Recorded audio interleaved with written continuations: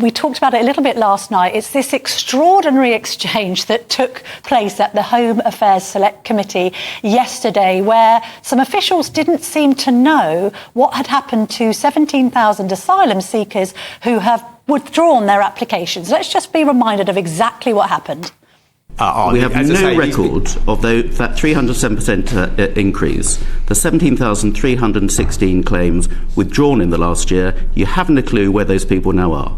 These are people who have made a claim, who we have sought to invite to interviews, or we have sent out questionnaires, who have not responded, and the point at which they are not engaging with the system that leads to a decision, we have withdrawn their claim. So you tick them off the list, but they haven't gone home.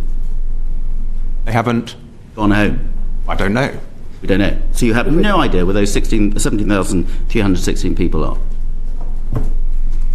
I don't think we know where all those people are. No. You have no idea. Thank you very much, Chair. Well, the person quizzing those clueless Home Office officials was Tim Loughton, the MP for East Worthing and Shoreham, and the former chair of the Home Affairs Select Committee. Tim, what a shambles. Wasn't very impressive, was it? And we had the top two people from the Home Office, the Permanent Secretary, very experienced, and the new second in command, appearing in front of the Home Affairs Select Committee. Not a surprise. We're going to ask lots of questions about migrant figures, how we're doing against the people smugglers, boats coming across the Rwanda scheme.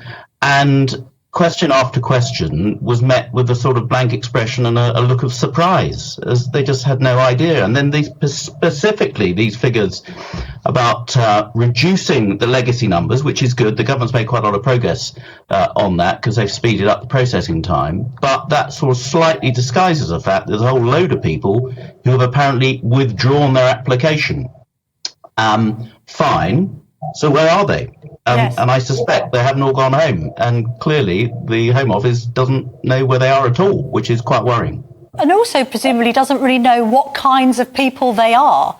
I mean, people could have come over and sought asylum under false pretences. They could have, I don't know, a criminal past.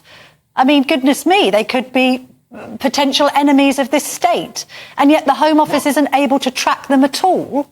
Well, hopefully not, because these are people who have all registered a claim. So they are on the records. So they're not just completely anonymous people, although some people may be on a false identity, but they should have lodged a claim and they should have had their identity verified. It was then a question of waiting for that claim to go through. There are two ways then that you withdraw the claim, and 95% of the people in the last quarter have done it by either signing a form with the Home Office that says, I no longer wish to make a claim, or going home. Now, for those people who've left, hopefully Immigration Border Force have got a record that they've left. For the 95% of people who've actually signed a physical form, I don't know what those forms look like, nor did the officials yesterday. It probably has got something on about, a contact details, contact address, so they can make sure that they've moved back to their home country or whatever, to keep track of them. But we don't know. And the senior officials from the Home Office didn't know quite a straightforward and quite an important question, frankly. Tim, can I just ask you about the Home Office? I remember back in, I think it was 2006, John Reid, the former Home Secretary under Labour, under Tony Blair, said that the Home Office wasn't fit for purpose. Is that still the case, do you think?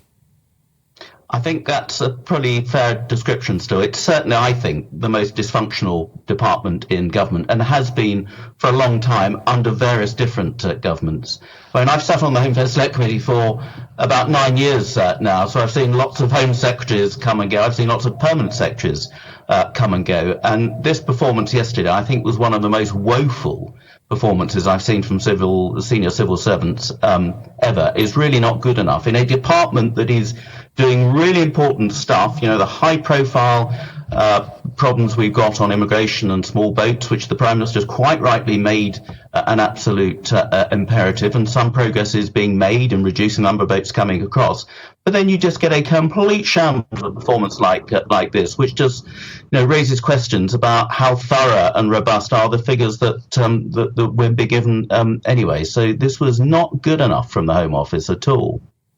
No, it doesn't exactly inspire confidence in Rishi Sunak's ambition to stop the boats. Tim Loughton, thank you very much indeed for joining me this evening and for asking those Home Office officials those punchy questions.